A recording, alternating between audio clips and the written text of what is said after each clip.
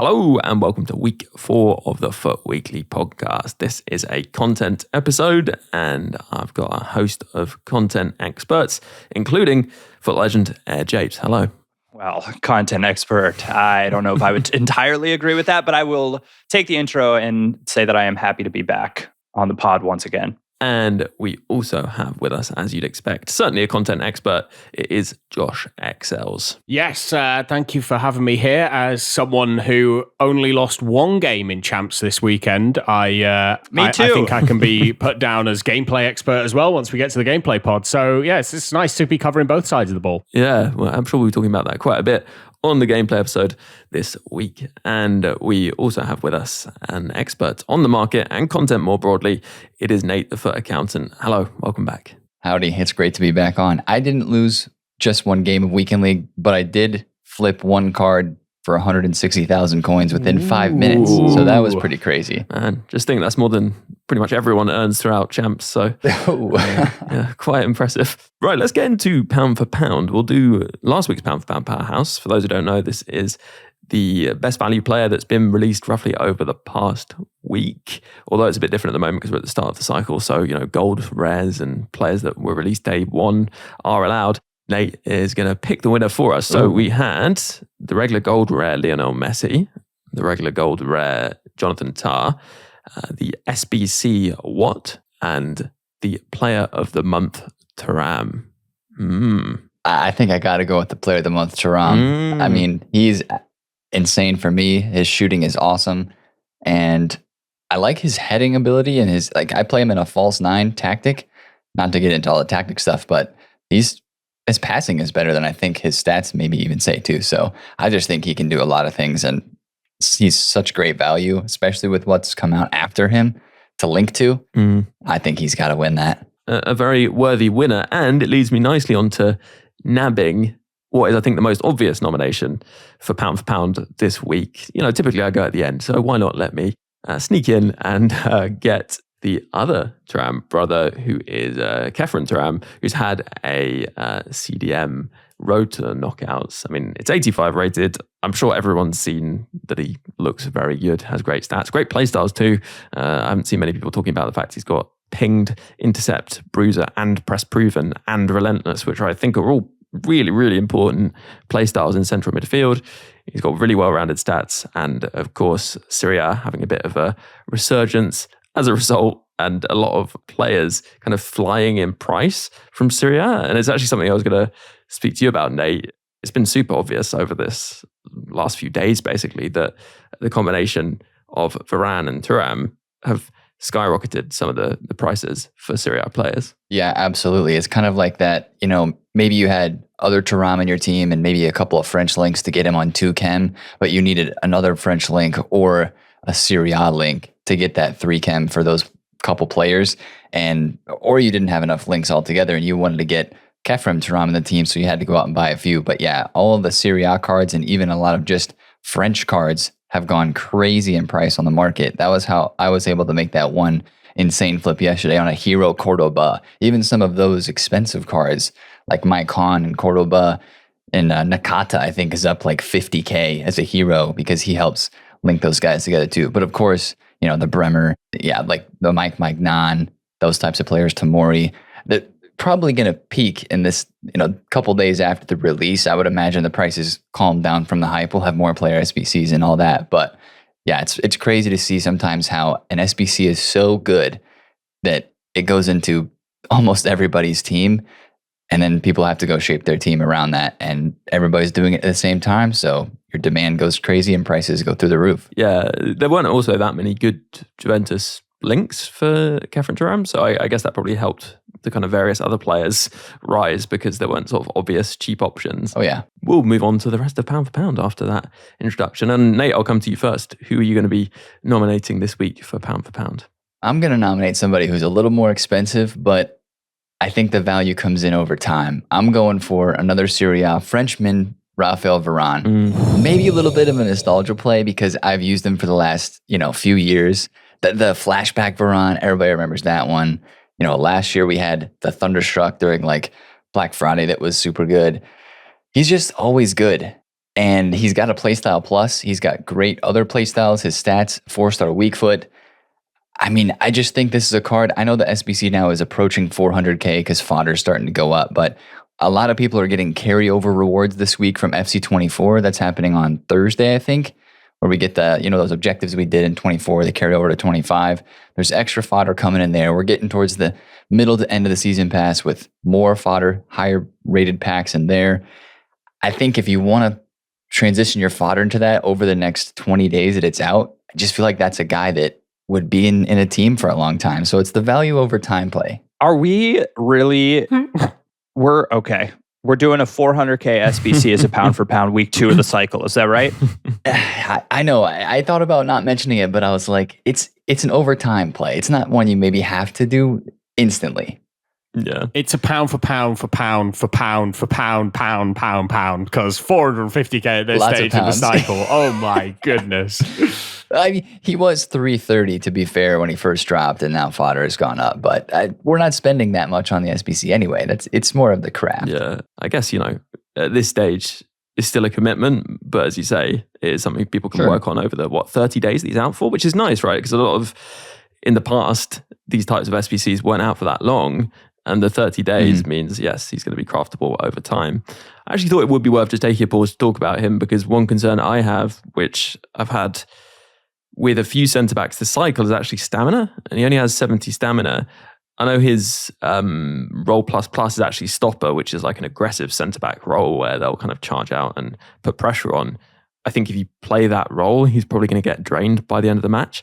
And I was just wondering how you found playing with lower stamina centre-backs, because I think I found it more of an issue, even on defender, than I found previously. I mean, I think it's definitely concerning. My centre-backs are oftentimes pretty gassed by the end of the match. And I have an 𝘵𝘃𝗬𝘀𝘀. Josh, how do you say it? I think it's 𝘧𝗧𝗧, who I put through the club member reward. And he has 79 stamina.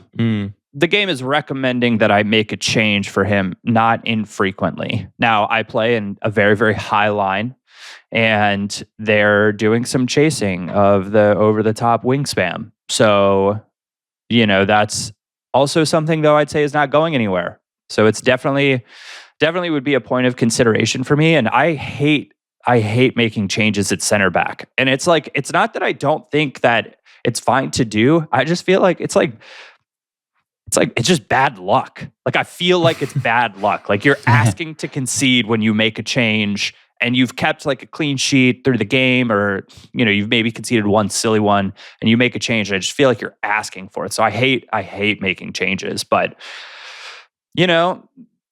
he's got intercept plus, which is great. And some other nice play styles to go along, like aerial, anticipate, pinged, all very nice things. He can play in a lot of different plus roles. He's got 4-star weak foot. So you can play him on the left and be pretty fine with it. So I get it.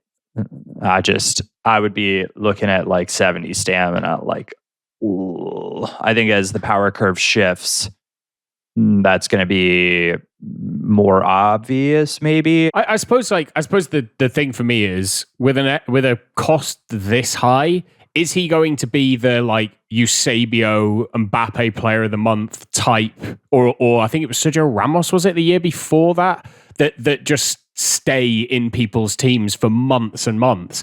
Maybe. Nate believes he will be. Maybe. Yeah. But I look at 62 agility and 42 balance, and I start really worrying about, as we get more and more players with super high dribbling stats with a lot of pace, it just begins to worry me. Like, he's really good, but his plus, I just wouldn't run stopper. Like, stopper is killing defenders at the moment. Stopper's risky. Yeah. It's risky. I would, the flip side of the coin is, though, every year we get some center back, or like especially a center back that plays well above what their stats are and feels very, very dominant too.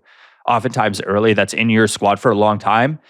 And if this is him, he's worth it. Yeah, he did give me that Laurent Blanc vibe, I guess, from last cycle. Bit different because he's an icon, but I know a lot of people played against him, realised how good he was, and then went and did the SBC. And potentially, that's a good way of gauging how good Varane is as well. And I would say on the stamina front, he does have 70 stamina, as I said, but I've been using 𝗵𝗫𝗄, who has 73, and 𝗵𝗫𝗄 actually has been okay apart from in extra time. So potentially, depending on how you're using the centre back, you might be fine with the 70 stamina, and maybe it's worth testing a 70 stamina centre back. I should say actually, this is the last Varane we'll get in a long while, so that might feed into your thought process. It's worth noting that there is the gold rare, of course, that could be put into evolutions in the future, but that will be going out of packs because players who leave the game get removed from packs and the player gets rarer and rarer. So it might be worth dropping some bids and leaving them on your watch list to potentially sell for max price once an evolution comes.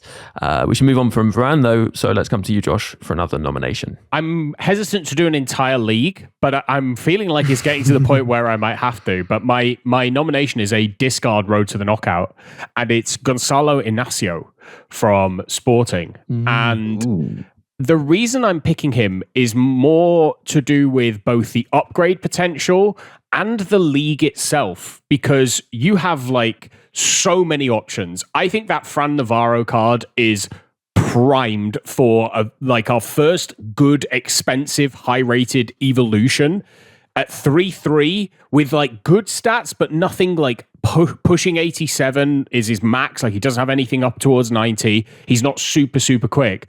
There's every chance he fits into there. I'd say the same with that 𝘬𝘃𝗏𝘀 objective card as well. That's like kind of club 80 apart from shooting, has 3 different positions he can play in, like super versatile. He'll definitely fit into the first like 84 max Evo that we get. And even 𝘬𝘀𝗏𝘀𝘁, who offers the perfect link to Inacio, add into the fact that the Squad Foundation cards give the extra boost to the league chemistry. And then you start looking at Otamendi, who's an objective for the road to the knockout last week. Steven Eustaquio, who's the Canadian DM, who's got really, really nice stats. And the fact that Sporting have already got 2 goals scored in the first 2 games and have won a game. Like, he just needs 1 upgrade to go to, hopefully an 86 if they do the 84 to 86 jump, even if it's just to an 85. With 83 pace, 84 defending, 82 physical.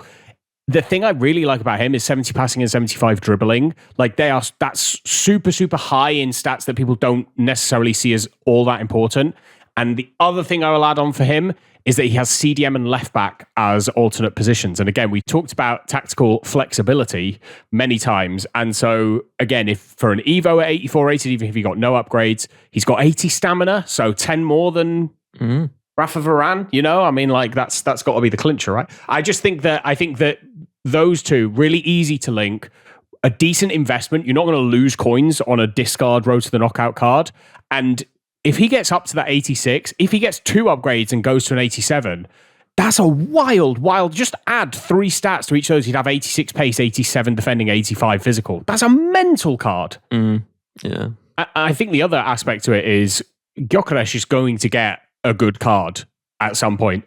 If it's an inform, if it's like a special card that's put into a promo, he's going to get a good card. And as we've already seen from Thuram, when players get good cards, if they're accessible, their links go up in price. And so I just, as 𝗵𝗽𝗀 says, there's no downside. And I've used the Gyökeres as just 84 card. He's really good. Like, he's not like the absolute elite, but for a 1.6k card at striker, like 3-star, 5-star, he's really, really good. So yeah, I think proven as well. Price proven as well. And then I look at somebody like Trincão's in form, and you look at some of the stats that card has, can play right mid, right wing, left wing, and cam. I just think there's a lot of potential in the Portuguese league. If you're someone who doesn't have a lot of coins, doesn't have a lot of time to invest, you can build a really, really fun team that will be competitive because they're just undervalued. Yeah, no, a very good point, well made. And James, let's move on to your pound for pound. Have you got anyone that you'd like to nominate? No, they're all garbage. I usually pick a player that I've been playing with because then I can talk about them a little bit more that have been good value. I think I will go, oh gosh, well, what's Musiala at right now? Okay, Musiala is only 56k, go out and buy him. Like, just go buy Musiala. He's outrageous. He's the best player that I've used this year, without question. He has this like crazy tackle back ability. He's insanely strong. He can dance around. His finishing is like pretty great. And Shadow Striker plus is a is really, really fun. Add to that, he's got Trickster for the like fake shot thing. His sprint boost is pretty good. I cannot believe that he is only like close to 50K at this point. Yeah, he's really good. And I used him a fair bit actually and like him a lot. I'm surprised to see he's so cheap, to be honest. But I mean, all gold rares are going down now. So, right, let's move on to the final thing, which is the listener nomination for pound. It comes in from Neil D, and it's for the team of the week, 𝘵𝗫𝗄𝘅. He says for 34K, you absolutely can't go wrong. 90 base dribbling with 90 composure, great shooting with 92 finishing and 91 attacking positioning.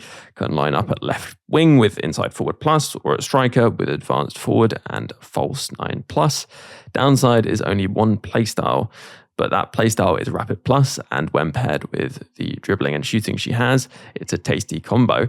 If you can cope with the 3-star, it's October, guys, he says, although, yeah, that's definitely never stopped me complaining about 3-star. She is a gem for the price. And then Gary L seconded that. She can strike a ball really well, and if you like the L1 speed boost, then look no further. Meep. 𝘵𝗫𝗄𝘅 is one of those players that I've come up against a few times, and she is a threat when people know how to use her. But she is quite one-dimensional, is the one caveat I would give. We'll take a break on that, and we'll be back to talk about other content just after this.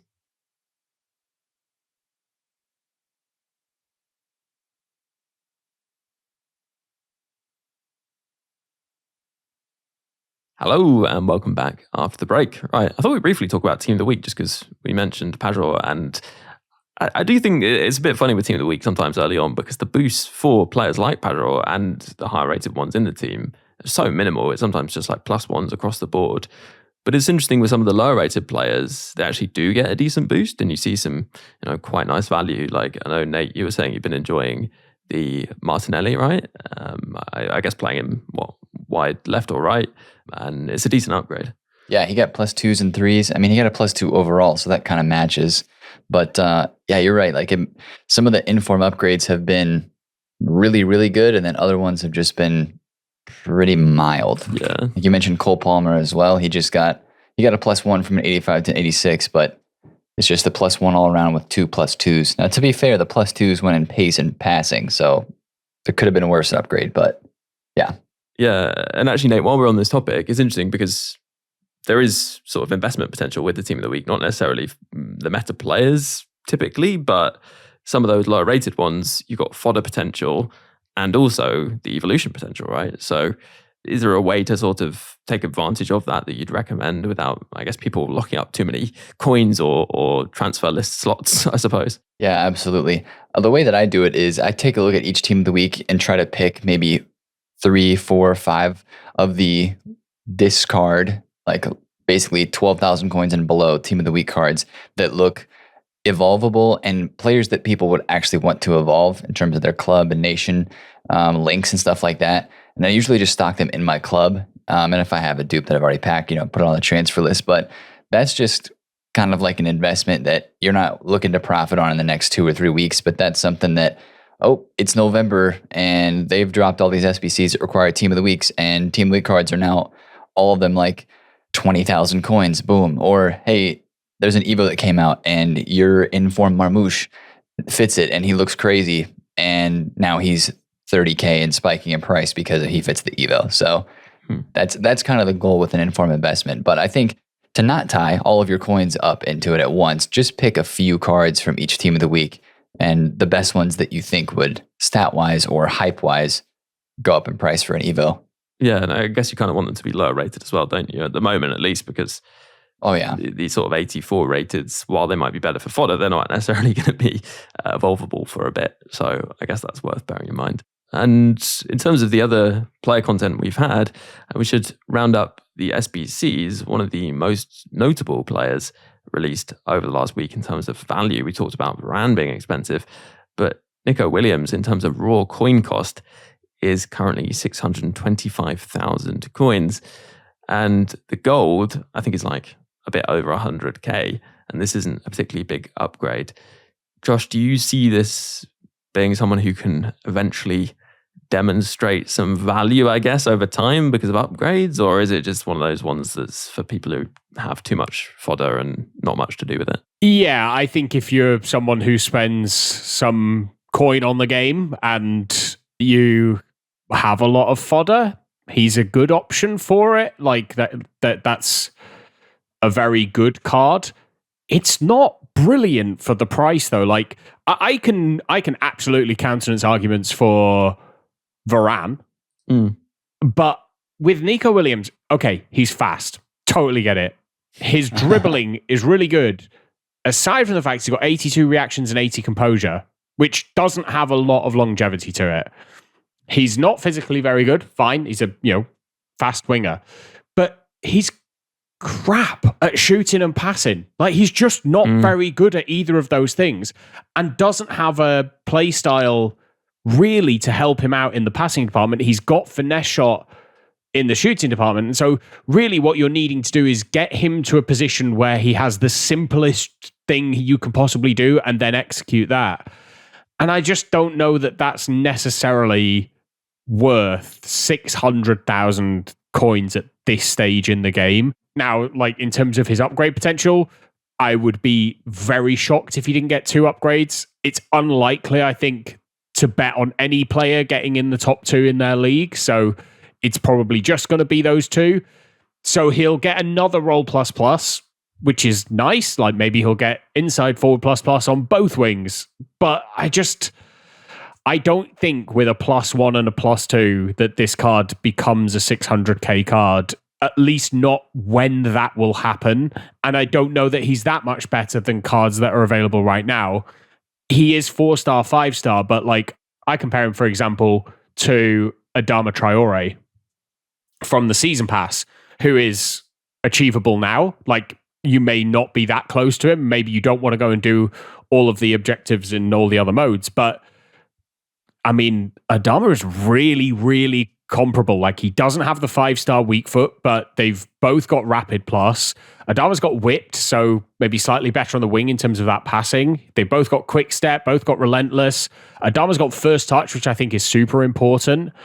And, stats wise, you've got that physicality on Adama. Now that does mean he's going to play a little heavier. He's not going to be he's not going to feel as quick. But yeah, I don't think that 630k is represented in the value for this SBC, and it's not somewhere. If you're someone who doesn't spend a lot of coins and you don't have a lot of coins to spend on SBCs, I just don't think that this is one I'd be looking into. I'd sooner go and do that Haaland Player of the Month, I think, than this, because at least he offers something that's unique and different. But yeah, I'd be keeping your powder dry and not going for him at all. Yeah, I think that's the thing. It's just not something that you're lacking in FC25 wingers with low composure and reactions, despite his decent stats in certain other places. Let's move on to Yamal. Nate, what do you make of this? Because it's just not a very exciting card, I think. But I'm sure plenty of Barca fans, Spain supporters will be completing the SBC because of the novelty. But it doesn't seem great value. Yeah, I think the longer that this one has been out, I look at it and I'm like, it's cool. Like 17 years old, have an inform, and now a player of the month, and the most exciting, one of the 2 most exciting new cards added to the game this year as a gold player. Like having the opportunity to get him as a player of the month. Sure, you look at the stats, kind of the same thing as Nico Williams. Is it worth the price? Potentially not, but if it's just a collection thing for you, you want to get his first player of the month. The potential for Evos, sure, he's 86 rated, so maybe that wouldn't come super soon, but he doesn't have a playstyle plus, which you think would maybe help him to get an Evos sooner rather than later. It is fun, but yeah, I think the price too, especially as fodder has just kept creeping up, seems a little bit too steep if it's something that you're like wanting a huge impact in your squad right away. Yeah. I'd say with Yamal as well, if you really want to try a special Yamal, go buy the Inform. It's unlikely to go down a vast amount in terms of value. You can test out what a boosted Yamal feels like, because I'll be honest, I've got him untradeable and he's not very good. And 62 stamina is going to absolutely kill you combined with 68 composure. But the other reason I would go and get that Inform if you've got the coins and not the fodder is if there is an evolution, that inform's much more likely to fit into it than the player of the month. And people are much more likely to go and buy Inform Yamal to go and fit in that evolution. So you might make coins, even if you've used him, don't like him, don't think he'll be great through the evolution, then you can make some coins on him. I wouldn't be sinking any fodder into the player of the month. It's not a good card. They didn't fix any of the issues with that card. Yeah, totally agree. And I was actually also going to say, I think if he fits an evolution, he's basically going to max price that Inform, whatever that max price is. So, it's well worth. If you really do have the coins to sit someone in your club who's worth 55k, then it's probably actually worth doing that if you're not going to do anything else with the coins. Right, well, that's some SBC negativity. 𝗵𝘱, can you redeem things with maybe a bit of SBC positivity? Yeah. If you're a Meep fan, Ebony Salmon, woo! Wow. That girl quick. She's so quick. They gave her, kind of went under the radar, but for 20k, all of a sudden you're getting Quick Step Plus. She also has Technical and Press Proven. And I have a soft spot for Target Forward Plus. I have this 4-2-2 that I play where I have one of the attacking mids on half winger and one of the attacking mids on shadow striker. So basically the attacking mid on shadow striker shifts inside and the half winger goes outside on that opposite side. And I prefer to play one of the strikers on target forward, though I have not found like a target forward plus. But what I've been doing is bringing her on and then shifting it to target forward plus, or shifting the role to target forward as I bring her on. She's so good. She's so good. And she can pass like better than, say, like 𝘵𝘃𝗍𝘳, for example, because of the Quick Step Plus. I'll take that over Rapid Plus and the other play styles. And for 20k, my England links, it's just pretty easy to get in. She also has a 4-star weak foot. I think this is like a under the radar, sneaky, really good card. And I think because she's Squad Foundations, doesn't she get the chemistry boost? Yeah, she does. The extra one. Yeah, which is like the Barclays women's players. I'll shout out that Bjorn card as well from Road to the Knockouts last week. I packed her untradeable. She is so good.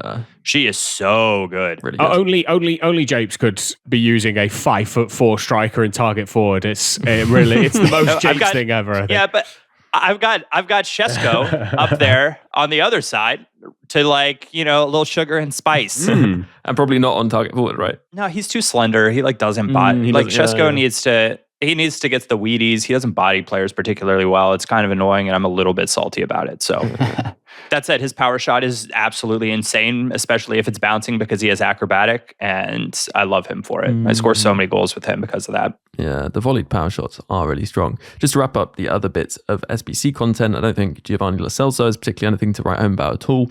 Stephen Berghuis looks pretty all right, but not that amazing. Probably needs an Evo to be good. Same with the other 𝘵𝑐 Squad Foundations, I'd say. Ben Godfrey, kind of interesting, but I think his defensive awareness is just too low for centre-back. And at full-back, I'm not sure he's quite strong enough in terms of his pace to play those positions. He got a +10 overall upgrade, but a small pace upgrade taking him to 83. And then 𝘵𝘱𝑒𝘐 is probably worth a mention as well, just because she looks really amazing value, but weirdly lost her striker position, is just playable on the wings, which is useful, but maybe not as useful as she could have been because she does make a good striker. But yeah, looks good. 4-star, and just 30 or 40k. So let's move on. I was going to say to objectives, but there's not too much to add in that department apart from the friendly, which gives some pretty good fodder. It's a one nation friendly, so I guess most players probably have a decent French team at this point if they've been doing SBCs, and there are a few other options, but the fodder from that objective looks pretty good. But I wanted to move on to sort of objectives, and that is the season pass. Josh, I understand from what you were saying about Traore that you've actually used him and that you've completed the season pass already. It'd be interesting to know, what was that like? What did you need to do? Do you think it's worth going and doing other modes to get stuff completed? So is it worth it? That's totally up to you and how you want to spend your time.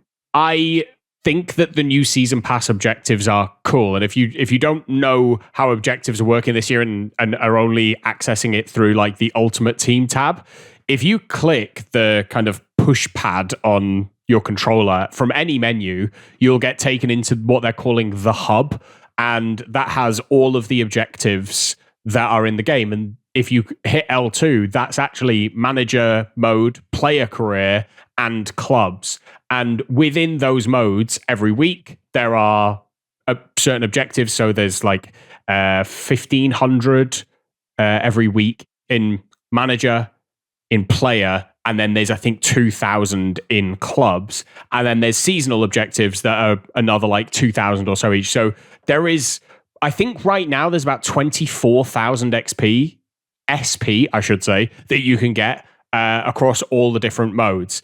Now, some of that's really quick to get. So if it's something that you are interested in but don't want to spend a lot of time doing, then there's a few like tips and tricks to do it quickly. The weekly stuff, you do have to play 5 games in manager mode and player career. Now you can set those to 3-minute halves on beginner, so you can just score a goal and then sit there with the ball at your feet and you won't get pressed, you won't lose the ball, and you'll complete all of those things. You know, if you complete the manager objectives, you start working towards some of the seasonal stuff as well by, you know, you get given objectives before a match to score goals and make passes and get ratings and stuff. And you can do those, like if you're just doing the weekly objectives, you can work towards the seasonal ones just as you play those 5 matches. For like manager mode and stuff, setting up a training plan, hiring a coach and making a tactical change, which is 3 of the weekly objectives, that gives you 900 SP, genuinely will take you less than 90 seconds. So if you care about it, it's worth doing. Like make 5 top grade transfers on manager mode. You can set whatever budget you want for whatever team you want. And if you go and sign free agents, every free agent is judged as a top grade transfer. And so just sign 5 free agents. You get that's another 200 SP done. Promote 3 youth players. That's fairly easy to do. Like shortlist 10 players. You can go in and out of the shortlist screen 10 times and it will like add those 10 players for you. In the player career, winning the Ballon d'Or, just go and take Erling Haaland. You maybe have to play like 3 games as you simulate to about November. You get to the Ballon d'Or ceremony and Erling Haaland gets the Ballon d'Or every single time, no matter what. So you can then save that just before the Ballon d'Or ceremony and just have that as a save file. So when the season refreshes, just go back into that, bang, you've won the Ballon d'Or. It's fine. Move on to the next one. Do the same thing with winning player of the season if you get to that point on the player career. Like, it's really easy to complete these objectives. There's plenty of guides out there to do it. The hardest one in terms of time is clubs, but I love playing clubs. So going and playing rush and leagues in clubs is a lot of fun, especially when you're playing people you know and bang those long balls over the top. And so, you know, that's how I managed to complete it. Now, I think I've done 3 weeks worth of these objectives to get to the point where I finished the season pass. The thing that really helped me was the bi-weekly objectives that we got in Ultimate Team this week. That was, I think, play 30 matches for 5,000 XP. That really like accelerated those last few levels. And so, yeah, I've now finished the season. And you might be going, well, now you've got nothing to do. But I kind of like that because I can just do what I want to do now without having to feel like, you know, oh, well, let me make sure I pick up this SP here or there. It's really like quite a positive. And you get an 87 by 3 pack for finishing the season. And that for me was pretty decent. I got 2 89s and an 88. Nobody like stellar. I think it was Mapileon, Ødegaard, and Oblak were my 3 from that. But, you know, we were just talking about getting an icon loan for an 84 rated squad. You get Gareth Bale for 10 games from level 37. And I can tell you, he's a lot of fun. You also get 𝘵𝘆 for 10 games. And when that gets discovered, her card is going to be impossible to pick up because she is the fastest player I think I've used this year. Like, faster than Adama in terms of how she feels on the ball. But the real like star of the show is that Adama Traore, and he can play both right mid and striker and right wing, and just is mad. Like, he's so strong. He shields players off the ball. He's so quick. The thing that surprised me most was he could pass the ball fairly well, and that wasn't something I was expecting. Like, I was expecting him to kind of be like Nico Williams in that, you know, he would be very quick and be able to get places, but not be able to do anything with it. But 91 shot power means on precision, anything inside the box is like very likely to go in the back of the net. And he's got 81 short passing, and it's enough that he can actually like pass the ball. And because he's 95, you don't need to sort a weird pace split. Because he's got the physicality, you don't need to worry about that. He's got very good dribbling. So you can like try and fix any issues you see with the card with a chemistry style, apart from his composure, which is low at 77. But for a free card, I'm not complaining. Yeah, the 77 composure is, I think maybe people know, but there are a lot of very like quote unquote like good or meta cards that have garbage composure ratings that are like surprisingly low. Yeah. So Lauren James, prime example, right? But she's kind of similar in that she's very strong, so that kind of makes up for that because she can hold off players. So yeah, it was similar with the Dara, I guess. I am just going to call out one other thing from the season pass, and it's level 29, Luis Muriel. I think you could see this player coming on for a lot of people in a lot of games because he is something. He really is something. He's only got advanced forward and false nine as his 2 role pluses, and he's only got 4 play styles: power shot, incisive, rapid, and flair. But he is quick on the ball. He's got a very good shot on him. His passing is really, really good. Like, he's only got 80 passing on his card, but has 86 short passing and 83 vision with 87 curve. And he's only got 63 long passing, which is what brings it down. But how often are you going to long pass? Like, be prepared for people using that card. I actually really like what they've done with those. What did they call them? Rush cards? Like Total Rush? Total Rush cards. That was it. It was Muriel, Carlos Hill, Funtas, and Ryan Gould. And like, they are really, really nice played together. Like, they all have decent stats. They all could like do a job on your team. So again, if you're somebody who doesn't really have loads of coins, doesn't have loads of time, but can go and play the season pass and just keep that. There's going to be like, I think it's going to be like 100,000 SP available. So you only need to get 40,000 of it. It's not going to be too difficult to complete.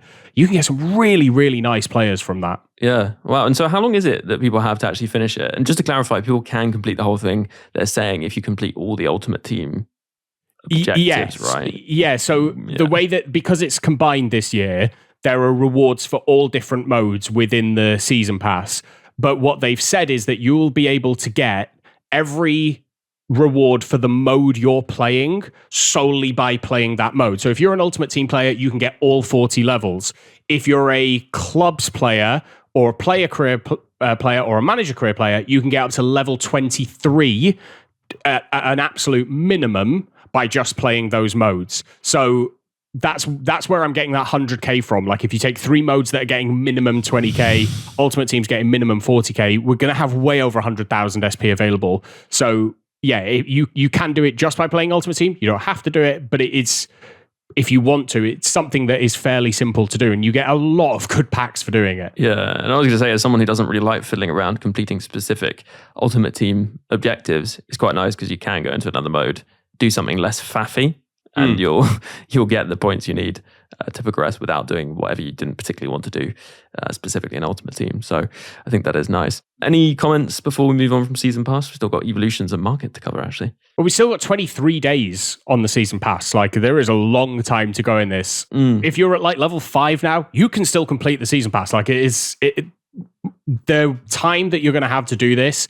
is really long. I wouldn't leave it too late because you really don't want to be sitting in player career and manager career trying to play 5 games like on the final Thursday or on the final Wednesday night. So yeah, that would be the only thing I would say.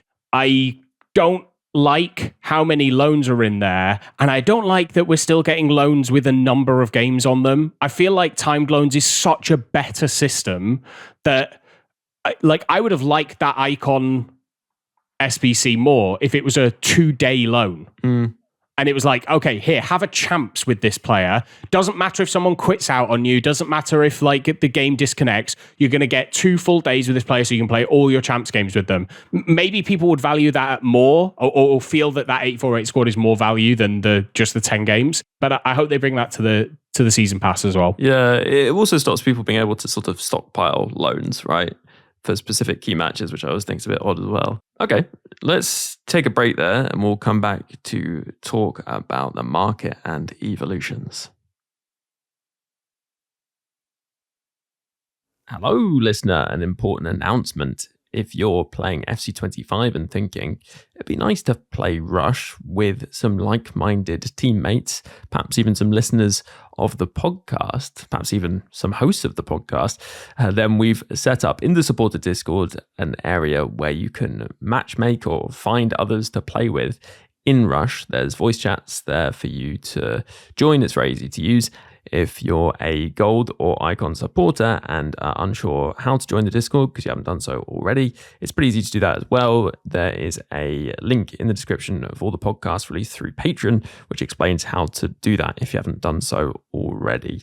If you're on the bonus podcast tier, so not gold or icon, it's very easy to upgrade too if you fancy it. And of course, it's helping the podcast more and you're getting loads of perks in return too. And if you're not a supporter at all, then, maybe consider joining on the gold or icon tier and you will, as I said, get access to the Discord, including that Rush matchmaking system and plenty more as well. So if that interests you, then do search Support FUT Weekly in your search engine. A huge thank you if you do consider doing that. It really does help the podcast. For now, though, let's jump back into this episode. Hello, welcome back after the break. Right, Nate, so market-wise, we've actually seen sort of a full cycle, I guess, of Ultimate Team now because we've had champs. Yeah. And I was just wondering if there are any particular market observations in terms of how the week is going to pan out, the impact rewards had, kind of what to look out for week to week moving forward. I think it's actually going to turn out pretty similar to previous years in terms of like the good days to buy a team, good days to sell a team. We've seen it twice now in the past 2 weeks where Wednesdays have been big days where the market drops off. And sure, there's been different variables of each of those weeks of leaked SBCs for the promo that's coming on Friday. And then division rivals rewards, just people preparing for that. That was something we saw last year too. So I think selling a team on like Tuesday or Wednesday, usually you'll see prices a little higher.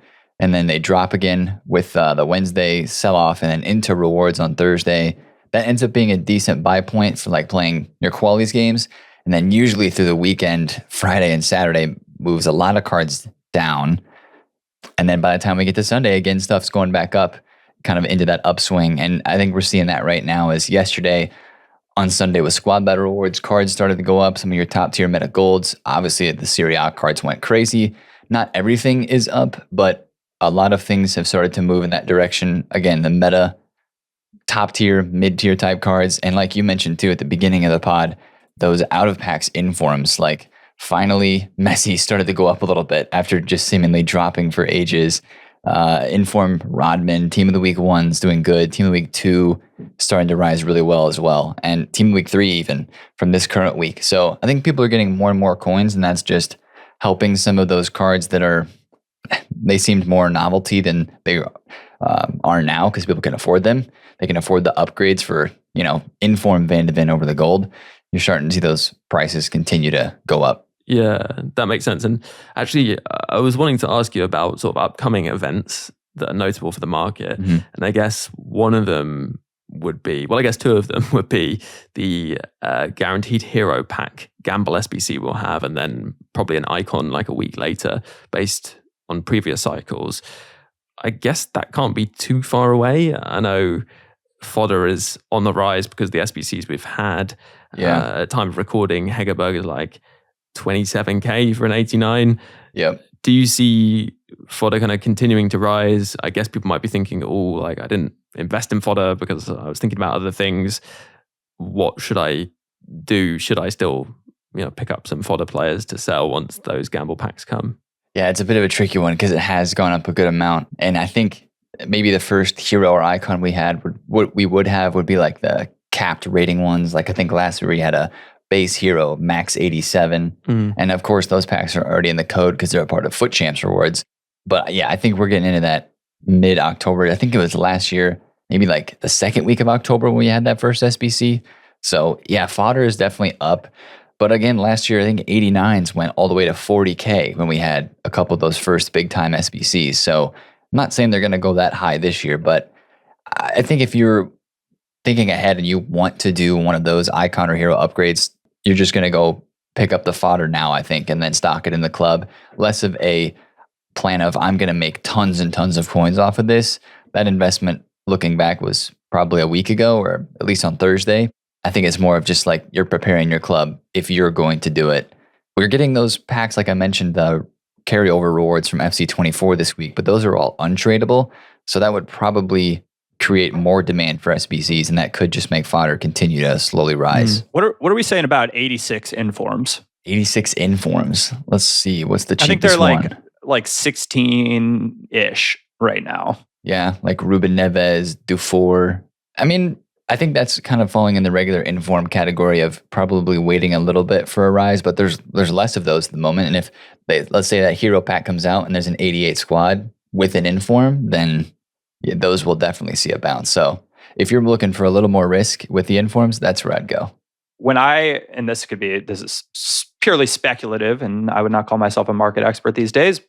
But when I look at like the rewards that they're giving out to people, the frequency at which people are getting informs in rewards, whether it be squad battles or ultimate or champs, rivals, whatever, I just feel like we're going to see informs in SBCs a lot. Yeah.